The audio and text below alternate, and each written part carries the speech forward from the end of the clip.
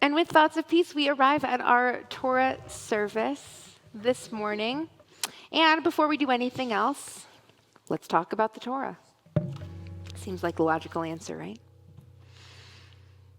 And so if you are a 24-hour Shabbat subscriber, we've talked about a lot of parts of this parsha so far. We're in Parashat Bo, which is the end of the story of the plagues in Egypt. So as we know, right, the Israelites are slaves. It's not good. Moses is coming to save them because God asked him to help. And there were plagues, and Pharaoh's heart has been hardened by him and by God a lot of times.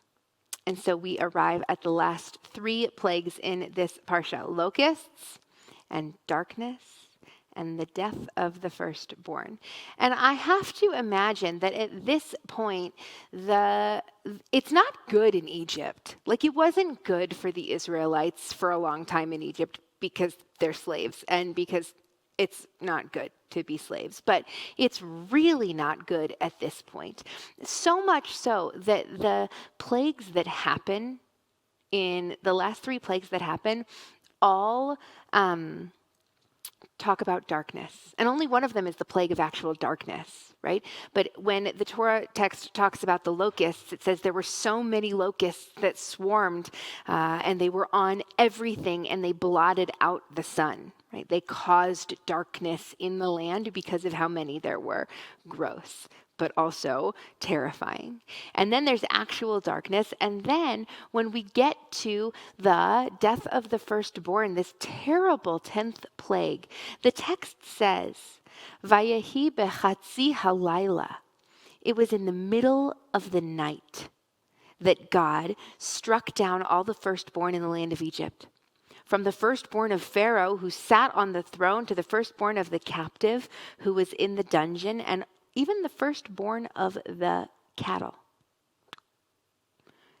In the middle of the night, it happened. And so these are dark times. They are not good times.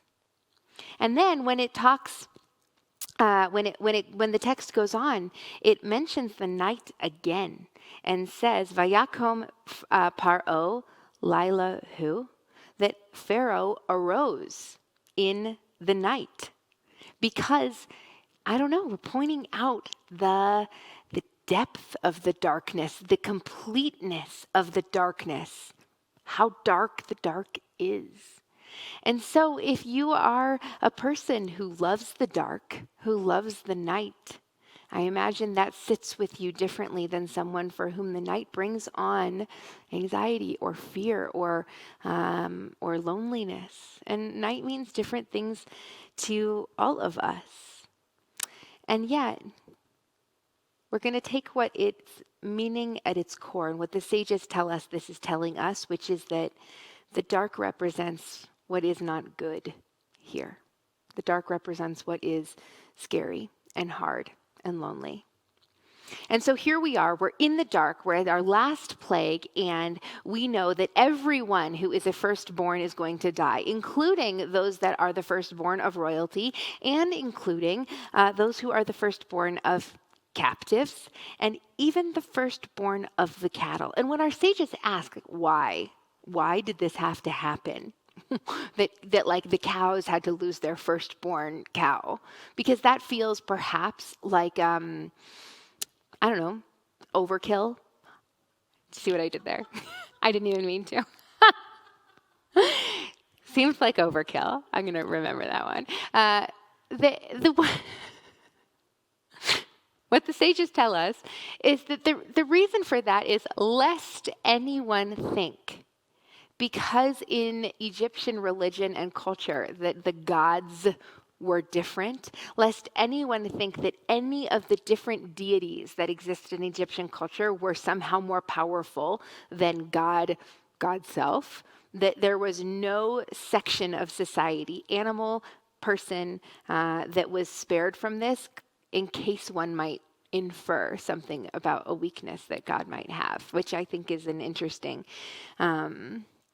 interpretation. We'll come back to that in a second. But Rashi tells us that there was one firstborn, not a Hebrew slave or an Israelite slave, that was spared.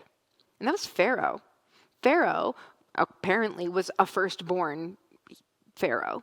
And the reason that Pharaoh was not taken in this plague is because it would have defeated the purpose. And so practically speaking, Pharaoh has to survive to see the damage of this plague. That's what Rashi tells us. But the Midrash in Shemot Rabbah actually adds one more person who was spared, who was not an Israelite, and that is Pharaoh's daughter, Batya. And the Midrash tells us that because we know that it was not, we think about this, and in the art that we have that depicts this plague, we talk a lot about the firstborn son, and especially because the word that we're using in Hebrew is bechor, which is like the inheritor, right, of the firstborn blessing, and that's a word in Hebrew grammar that is a male word. But what the text actually tells us is that daughters and sons equally were taken in this plague, except for the daughter of Pharaoh. And the reason, says the Midrash, is because she's the one that saved Moses when he was a baby. And Moses stayed up all night praying on her behalf because she had raised him. And so she was spared. Let's talk about this for a second. And if you studied with Cantor Sachs this morning, we talked a little bit about how we, in many generations over the last couple thousand years, look back at the Torah and read things into it that we want to be there, or correct things in it that we need to correct. And so what the rabbis teach us about this, this idea that Batya was spared, first of all, that is not in the text itself, but we learn that Batya was spared, that she was not killed in this plague, and then we go crazy with this idea. And so the rabbis tell us that the reason that Batya was at the river when Moses was born, or when Moses was sent down the river, right, when he's a baby, that Batya was at the river, it tells us in the Torah, to wash herself, right, to bathe. But the Talmud tells us that it wasn't a normal, like, I'm dirty, must take a bath kind of bathing. It was actually that she went to immerse in the Nile to cleanse herself of the idols of her father. And then Rashi comments on the Talmud and says that actually she was converting to Judaism, and that this moment of being near the water she was accepting Judaism. And that is why, like Moses, and she's spared and all of that. Now, for me, right, whether or not that is based in any kind of reality is kind of irrelevant, because we're talking about Rashi commenting on the Talmud, commenting on the Torah in a part of the Torah that doesn't even, right, commenting on an assumption that we're making. And so but what the text is trying to do, what the rabbis are trying to do, is really communicate to us why Batya was special. We also know that even though Moses had a lot of names, that's another part of our tradition, that Moses had many names, we know him only by the name that Moses was given by Batya, which is Moses, right, Moshe. And that is the name that God also calls Moses. And it's a reward, in a way, another recognition of Batya's character. That is the name by which we know Moses, is the name that she gave him. And in fact, the rabbis even go so far as to tell us that the words that we sing on Shabbat in a traditional Jewish household, the words to a woman of valor, Eshet Chayil, which come from Psalms, that actually a number of those are written for Batya. I don't know. But what I do know is that our text and our tradition is all trying to tell us something, which is that she was really special. And perhaps the reason that we're receiving this message from so many generations of tradition is because the Midrash also tells us that she was not the only one on whose behalf someone tried to intercede on that night in the dark, in the middle of the night when the 10th plague happened. The Midrash tells us that one who was afraid, meaning an Egyptian, would take his firstborn to one of the Hebrew homes and say to the Hebrew that lived there, I request of you, take this one and let him sleep with you. And when the middle of the night arrived and God, blessed be God, killed all of the firstborn. And concerning those that were placed in the houses of the Hebrews, the Holy One would skip between the Jews and the Egyptians and take the souls of the Egyptians and leave the souls of the Hebrews. And the Hebrews would wake up and find the Egyptians dead with all of these live Hebrews around him. Wow.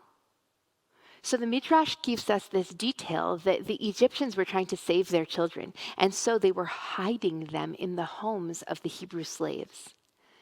It didn't help, but they tried.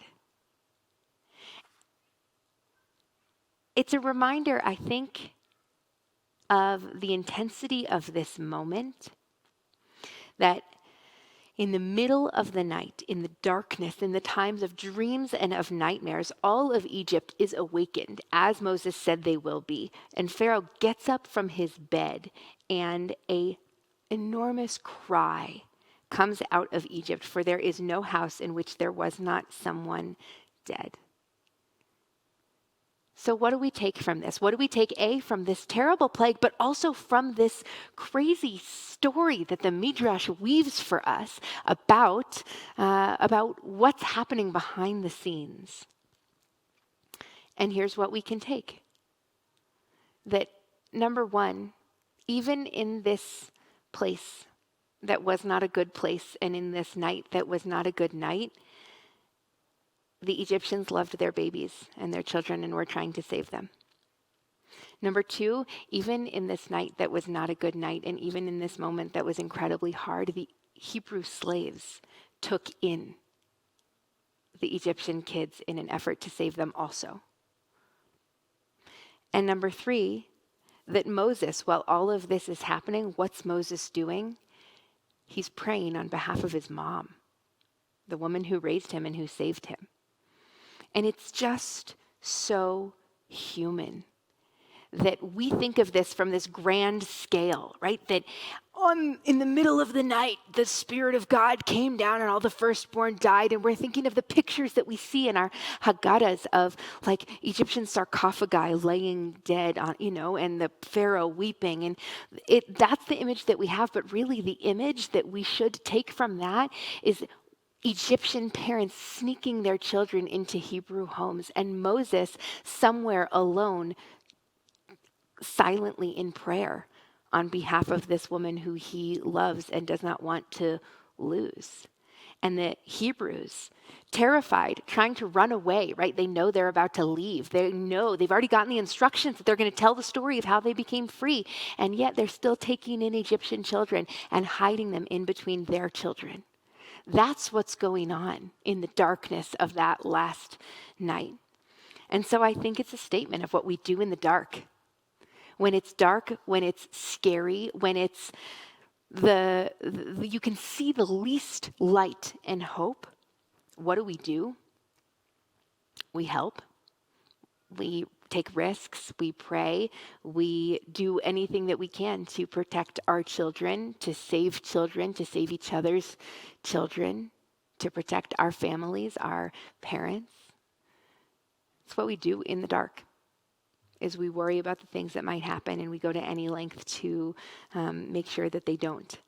And so I think that the Midrash, it's on one hand teaching us some kind of crazy things about how the rabbis see themselves and their truth in this text. I think what it's also teaching us is to look behind the scenes and to see the human and the humanity in the darkness, and gives us maybe some advice about what we might do in the darkness as well. Reach out a hand, help someone, even someone we're not expected to help.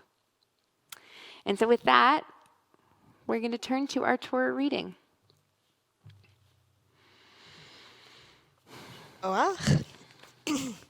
We are going to be reading Torah a little differently today, actually more similar to when we were in our other virtual context. So we are going to say the blessings all together.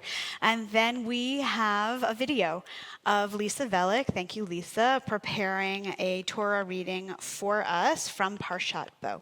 So let's say the blessings all together. Baruch hu et Adonai hamvorach, Baruch Adonai Amarach Leolam Vaed. Baruch Atah Adonai Eloheinu Melech Haolam, Asher Bachar Banu Mikol Ha'amim, V'natan Lanu et Torato. Baruch Atah Adonai Noten HaTorah. Amen. Amen. Vayomer Adonai el Moshe ve'el Aharon be'eretz Mitzrayim lemor. HaHodesh hazeh lahem rosh hodashim rishon hu lahem lechodshei hashana. Dabru el kol adat Yisrael lemor be'asor lachodesh hazeh vayichu lahem ish sela ve'tavot sela bayit. Yasher kochech to Lisa for chanting so beautifully. And what did we just read? Exodus 12, verses 1 to 3.